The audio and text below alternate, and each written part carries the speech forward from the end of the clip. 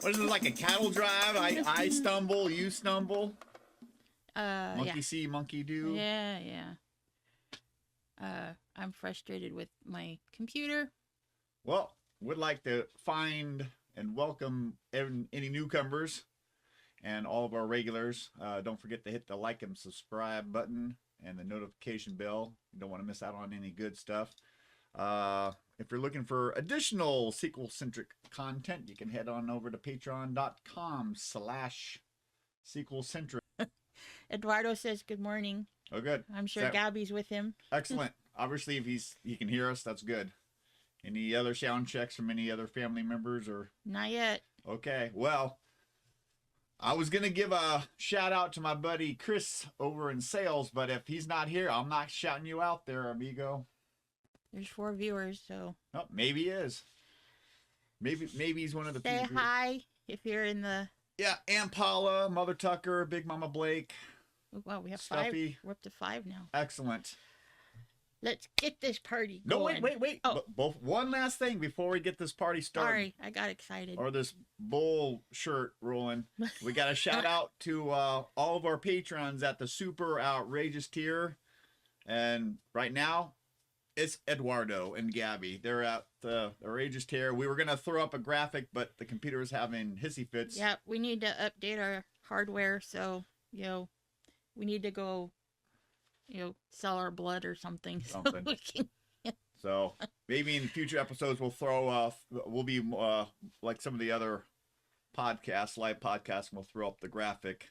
Imagine like fireworks or something. Boom, boom, boom, boom. Big Mama Blake's in the house. Excellent. Okay, now on with the show. Sorry. I don't know what I was gonna say, but, Take it away.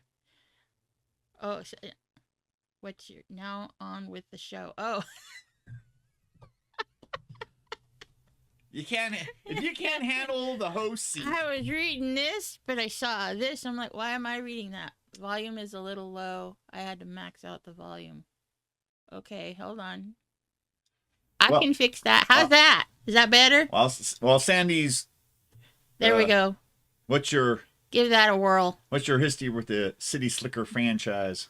Well, I saw the first one when it came out in the theaters with my friend Kelly. Before me. Well, yeah, before you. Yeah, 1991. Yeah, I was still in high school. Woo! Dodged that bullet. Yeah, we didn't meet until 92. 92. Yeah, and then 91, 92. I think. It doesn't matter. We started dating in 92. It was ancient history, almost literally. So Chris Chamberlain says, Yahoo! Excellent. Is this a coworker? Yeah. Okay. I told him if he showed up on the live stream, I'd give him a shout out. How's your coffee? Much better. Yeah. Sorry about that, guys. How's your $6 coffee, Chris? Oh, did he get a Starbucks? I don't know. Or did he get like a Pete's coffee or... I don't know. What type of coffee did you get, Chris? Where's mine? I forgot to brew it. Yeah, because I left some in for yesterday so you could have your iced one this morning. Well. Anyways. Rounding up and circling back around. Circling it back. I saw the first one in theaters with my friend Kelly. Yeah. The second one, I can't remember. I know I've seen it. It came out in 94, so yeah, so we seen it, but I don't remember if it was in the theater or if we just rented it from, Hollywood Video or... Hollywood, get out of here, Blockbuster! No, we were... Get out of here, Blockbuster! We were no fans of the Blockbuster. Or was it Warehouse Records? They had a video department. Yeah, it could have been Warehouse. Stop it, we're showing our age. I know. Or maybe we were giving a history lesson. Anyways. Oh my gosh, yeah, that's how old we are. Delicious, he says. What? What else? Yeah, that's it. Okay, well, one thing I like about the first movie, it came out the same year as Bill and Ted's Bogus Journey. And even though Bill and Ted fell flat for me that year, the first City Slickers movie was great. It's I would say it's like Magic Mike. It's a bromance. It's a road trip, except for instead of a car, you're on a horseback. Yeah. And what I like about this movie is I would say Billy Crystal is in his prime, trending with movies like Running Scared, Throw Mama from the Train, When Harry Met Sally. Plus, he was also part of the big three in HBO's Comic Relief with Robin Williams and Whoopi Goldberg. So, I mean, this was prime Billy Crystal time. Can I do a shout out to Big Mama Blake? Sure. Big Mama Blake just donated money to us, so thank you, Big Mama Blake. Okay. Didn't want to go for the outrageous tier. Wanted to go for the instant. Well, thank you very much. Is it an anniversary gift since our anniversary is tomorrow? Okay. There you go. Thank you, Big Mama Blake. Now we can go to Idlewild. I thought about... Anyways, circling back around. Okay. Read some info on the movie for our viewers. City Slickers 2, The Legend of Curly's Gold, released on June 10th of 1994. Rated PG-13 with a running time of 116 minutes. Oh, here, you probably want to see a picture. we had a couple other pictures, but we didn't want to break the computer, so we've got 3. I'm gonna find it. Post on Facebook and Instagram some of the other pics that aren't being viewed right now. I think it's this one. There we go. There you go. If the system crashes, we apologize. Oh, someday, we'll win the lottery. And excellent. Who's the director? Sorry, I was having a fit. Director Paul Wayland. Wayland, that sounds better. Written by Billy Crystal, Lowell Gans, and Babaloo Mandel. That's you're reading that correctly. Music by Mark Shaman. I'd say Shaman. Shaman. Produced by Billy Crystal. Yeah, oh, sorry, go ahead. Do you want your binky? No. Then you hush your face. Budget of $40 million. And box office return was $72 million. So we don't get a 3? A moderate success. Not quite the success as the first one, but I thought it was interesting that Billy Crystal got a producer's credit here. Sorry, can't see me. What's your thoughts and impressions on the sequel? One thing.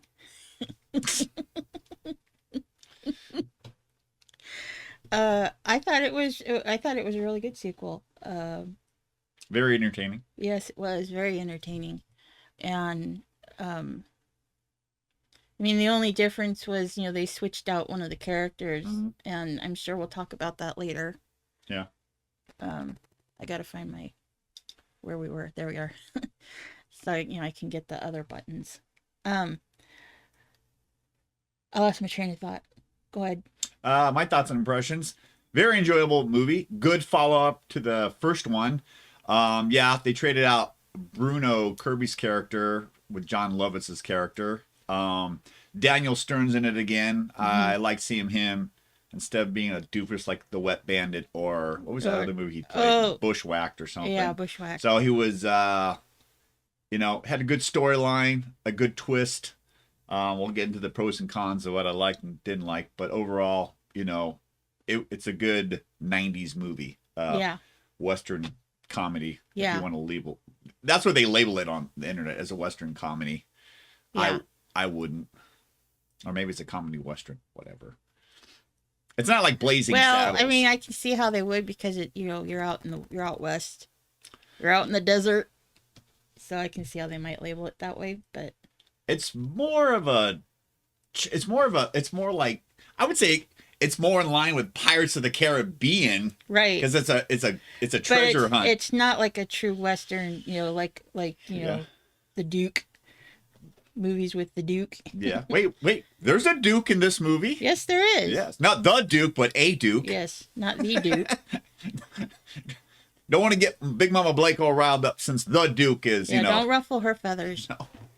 It's okay to ruffle your sister's feathers. Oh, yeah. But, if she's in the chat, we're ruffling your feathers. I haven't seen her yet, so. Excellent. Or not. Let's, you want to get to the pros and cons on this? Should we call her? We could. She got offended last time because, we didn't answer. Hot She got offended the first time because we did answer. Should we call Stuffy for hot takes before we go into the Hot pros and cons? takes. Yeah, there we go. Let's see if she answers. She probably won't. She probably won't. You want to flip a quarter? I can flip a melt. I don't have a quarter. She's probably not going to answer. Yeah, I know. Go watch the... Your call has been forwarded to... Go watch the Jumanji episode. No, she threw us into voicemail. Oh, no. Go watch the Jumanji episode where, Big Stuffy... Mama Blake, get a hold of her. Whatever. We'll throw up the pros and cons logo and we'll get into Don't tell me to do it. Okay.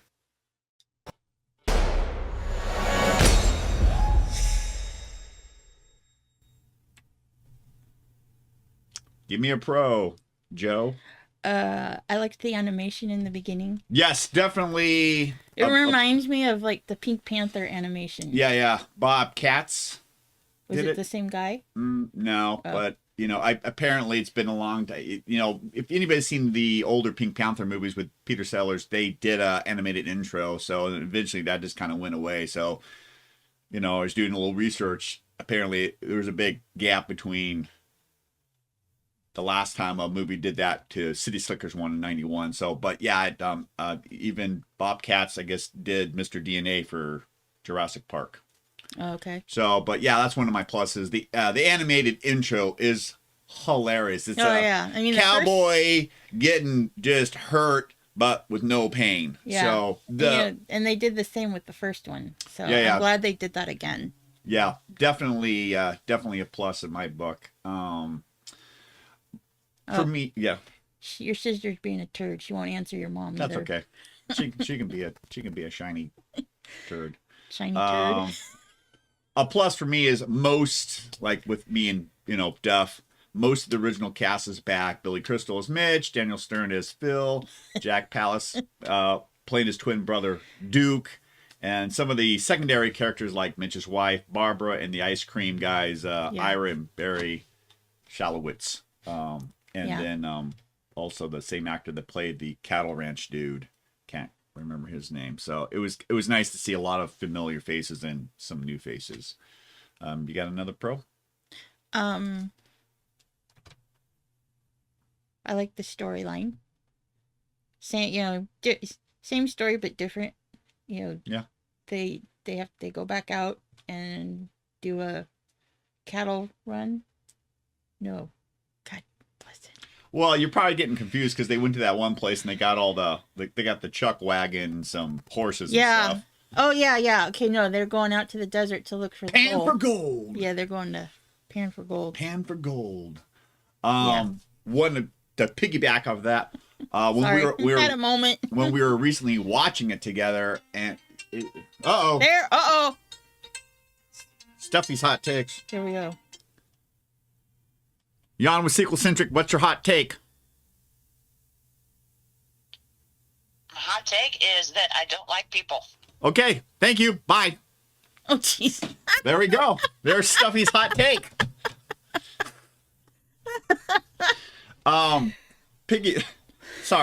Circle back around. When we were rewatching it, we were noticing some of the backgrounds that looked very familiar and watched all the boring credits. Found out that some parts of the movie were filmed in Moab, Utah, where me and Jacob and Papa John have gone canoeing and camping. There's a pic there, and there might be another pic, maybe not. There's another pic of the Green River. So, very familiar. Even Sandy, who had been to the Arches but not on the Green River, even recognized it. So that's a huge plus for me on this movie, Moab. Got any other pros? No. I think I probably do, but I'm just kind of. How about my brain's all over the place this morning. How about the Caffimo? I'm trying to blend calf and cameo. Cameo of Norm. Oh yeah, Norm. Yeah, I love Norm. Norm from the first movie made a Caffimo. I can't. Nathan's trying to make up words. Made a. Play on words. As a young adult. You know, he was 1 year old, so it was good to see. It was a short little cameo, but I like that. Another thing I thought was interesting was I totally forgot this was it was Mitch's birthday, so his wife got rid of all the kids, so he was trying on some Magic Mike outfits, like he had a bow tie. Oh yeah, It's so weird to see Billy Crystal without a shirt on, and then he put on his Curly's hat, and he had his rope from the first movie. Yeah. So I'm like, Magic Mike. And if you like Magic Mike XXL, Duff and I did a review on that last year. Go check that out. That's pretty good. Another thing I liked, the movie's kind of a timepiece because you see the cell phone that they're using. Jeez. Not as bad as in Lethal Weapon, but Yeah. or The Brick, but still, you see the cell phone, you can almost date the movie. Yeah. This for me falls. I drop it in pro and con. Okay. The twin brother trope, or twin sister trope. Right. It's been done to death, but since they wanted to bring back Jack Palce's character, the only way you're going to do it is with, Right. an identical twin brother. So, I like how Mitch thought he was going nuts. yeah, that was great. Yeah, the thing is, because he in the first movie, Mitch was having kind of a midlife crisis, so his wife told him to go on this cattle drive. So between birthing the cow with Curly, and then Curly's like, "Hey, this is the secret to life. One thing." and he's Yeah. like, "One thing." He's like, Mitch is like, "Well, what's that?" And he's like, "You got to find it." Yeah. So he found it, and he was much happier in the beginning of City of Sticklers 2. He's the manager of the radio station that he was at in the first one, and so he was so much happier. But he has this nightmare that they buried Curly alive. Right. So he's having nightmares. Plus, Duke is stalking him. So Mitch thinks he's going crazy, and he's talking to it's down to Daniel Phil. That like, we buried him alive. Who? Yeah. And he's like, no, he's stalking me. So, but Duke knew that there was Curly had part of the map of the treasure map in his hat, Yeah. and he had another part. So both brothers couldn't go look for the treasure without the other one. That's what their mother did, because you find out that apparently their father did a train robbery way back in the day. Yeah. Was waiting for the heat to go off, and then they were gonna, father-son trip to go find some gold. So this kind of turns into a treasure hunt, sort of like Goonies or Ohana. Let's go find the treasure, save the house or whatever. But so once again, that's kind of a pro and con, the identical twin brother, twin sister trope. You got any cons for the movie? I really didn't, because I was just pretty much entertained through the whole thing. Yeah. Billy Crystal's comedic style is, Yeah. that's his own brand. So like how Robin Williams is so off the wall and stuff. Yeah. And because he's kind of a smart ass in the first one. He's kind of a smart ass in this one too. But in the first one, you really see it, which gets him in trouble with the cattle boss, Curly. Yeah.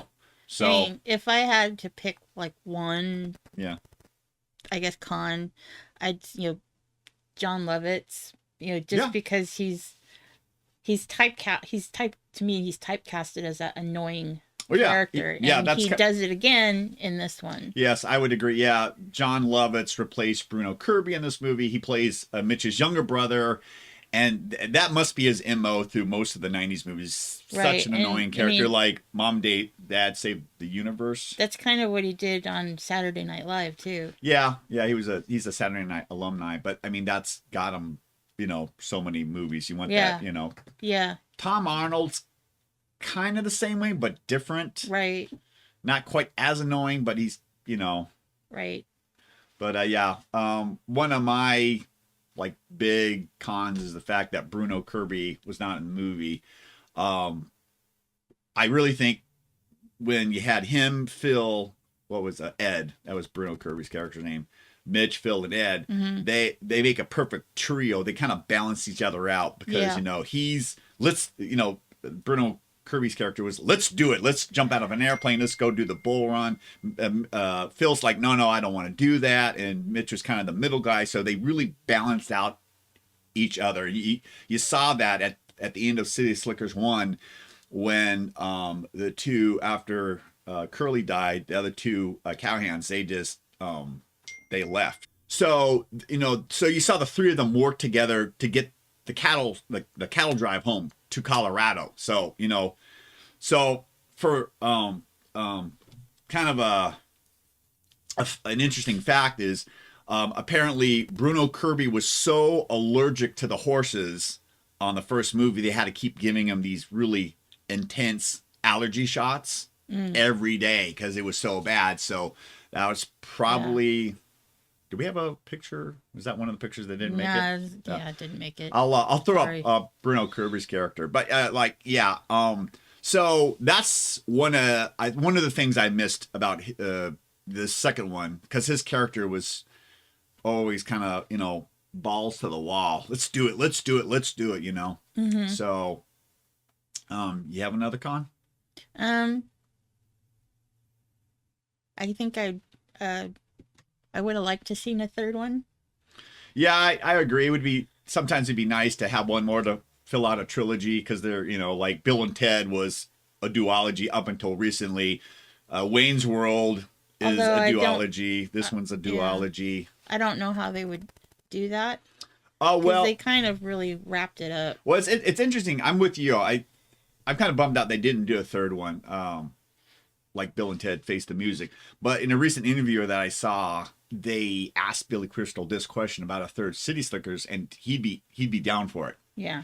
The only thing I could see is if maybe his son was having kind of midlife crisis, because in the first one there was a father and son, the dentists, that they were going on this cattle drive. Yeah. So that's what the story may be or something. That's kind of the only angle. Like Bill and Ted Face the Music is almost like the first one. They're going through time and trying to find that piece of music. So like this one, his son might be having, or his daughter might be having a family crisis or something. It's like, hey, I'm going to take them out to the cattle drive so they can find that one thing that drives them, that one thing. If they were to do it. Yeah, if they were to do it. Oh. But yeah, if they do it, I like both movies. The first one's amazing. The second one is really good. I'd be down for a third one. Yeah.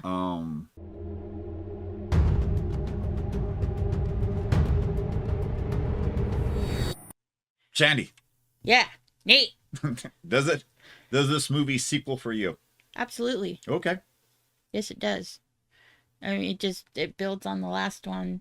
They find a treasure map, and it's basically the same characters minus Bruno Kirby. Yeah. And they go and have this adventure like they did on the first one. So yeah. Yes, this is really good because the second movie takes place 1 year after the first one. So, like I said, a lot of characters are back. A little surprised by the ice cream boys and the cattle rancher at the end of the movie when they find the gold that was actually painted lead. Yeah. But I'm with you. It builds on the first one. It's a great story.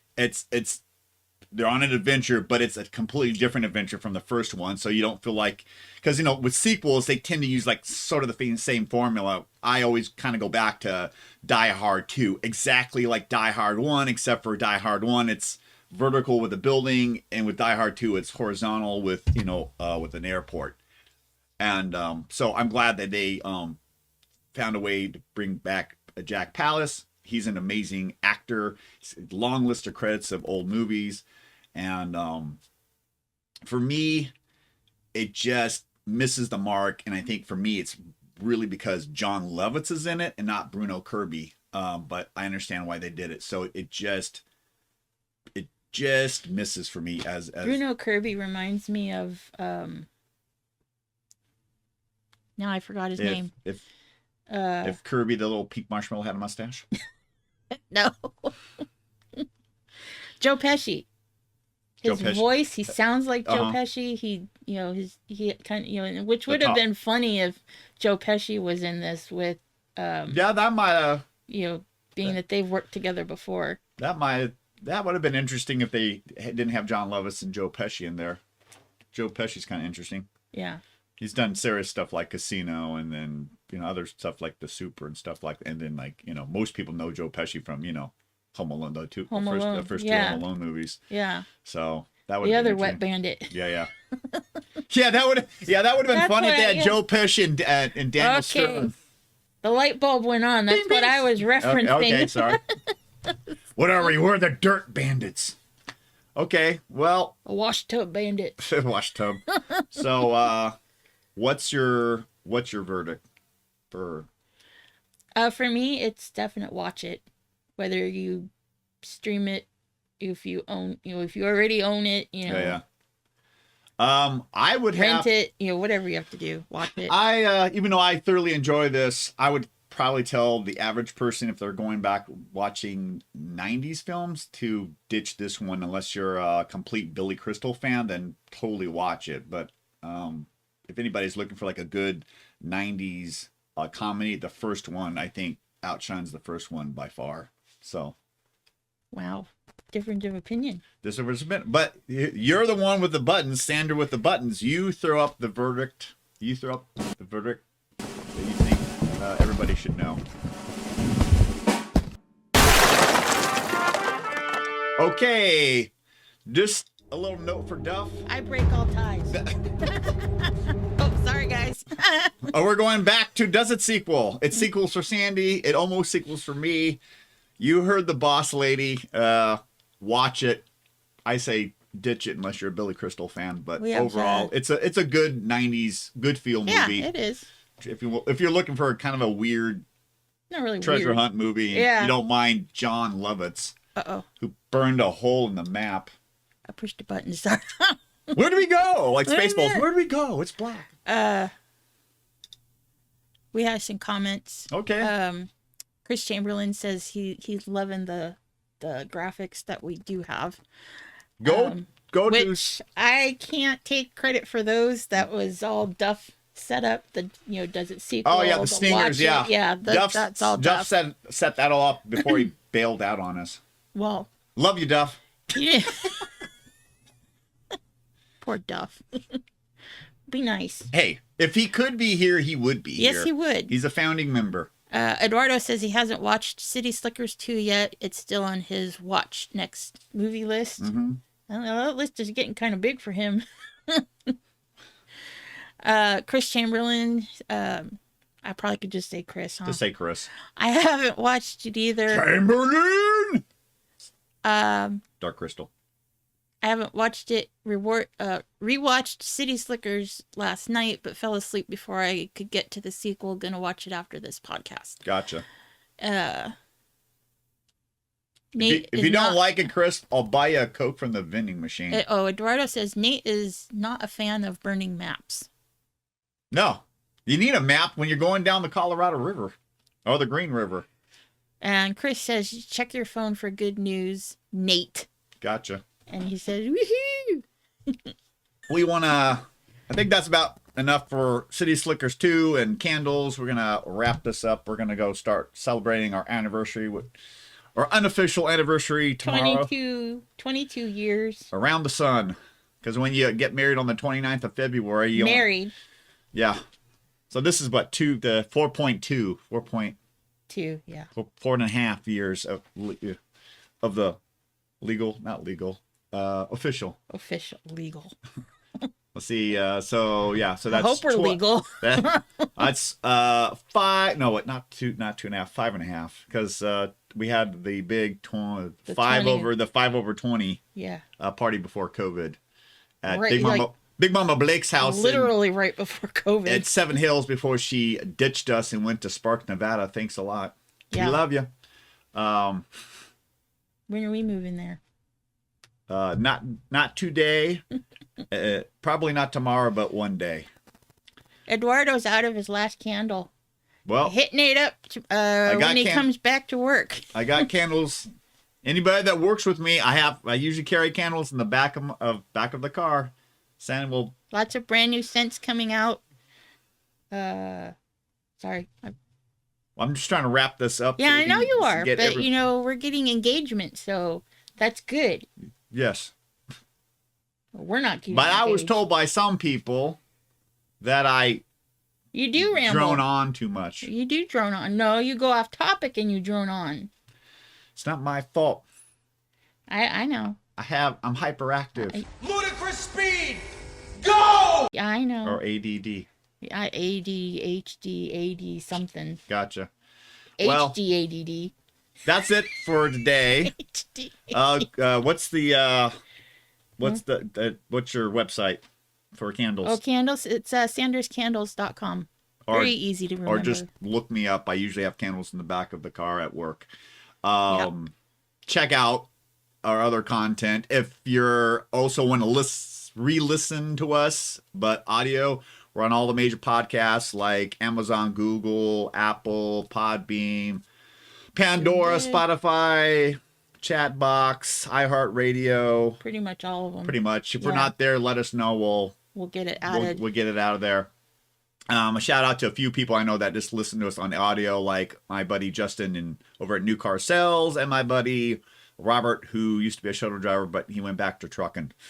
So shout out to those individuals. Oh, sorry, now I'm bouncing. Okay, until the next. Hungry. Okay, until the next time. Ask yourself this one question. Does it?